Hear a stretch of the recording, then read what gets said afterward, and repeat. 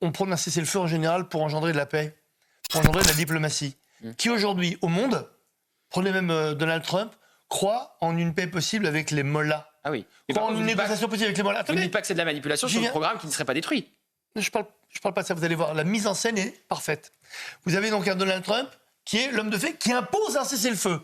Attention, quand on impose un cessez-le-feu, c'est qu'on est convaincu qu'il va y avoir demain un traité de paix. N'oublions pas que sinon un cessez-le-feu ne sert à rien. Comme je le dis souvent, surtout dans cette partie du monde, un cessez-le-feu, c'est un cessez-le-feuge. Parce que ça laisse à l'Iran, aux terroristes, au Hamas, au Hezbollah, tous les ennemis d'Israël, le temps de se remonter, de se requinquer, de se réarmer pour attaquer Israël. Donc, on impose un cessez-le-feu. Dans le mouvement, Trump s'énerve. They know what they fucking do. On n'a jamais entendu de l'histoire un président parler comme ça.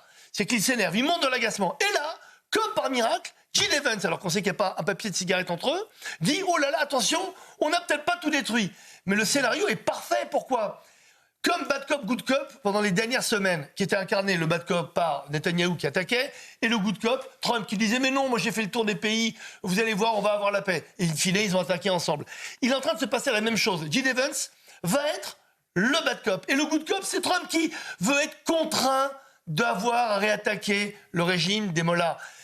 Ou alors on est complètement naïf, mais vous croyez franchement qu'ils ne sont pas au courant de tout ? Vous croyez qu'ils nous balancent une information et qu'elle est vraie ? Vous croyez franchement que les États-Unis, que la NSA n'a pas suivi le mouvement de tous les camions avec ce... Non, mais, vous dites qu'en fait ce rapport fuite pour pousser Donald Trump à réintervenir. Mais c'est plutôt une bonne nouvelle parce qu'il ne peut pas y avoir de paix dans le monde avec les mollahs et la monarchie en Iran. C'est impossible.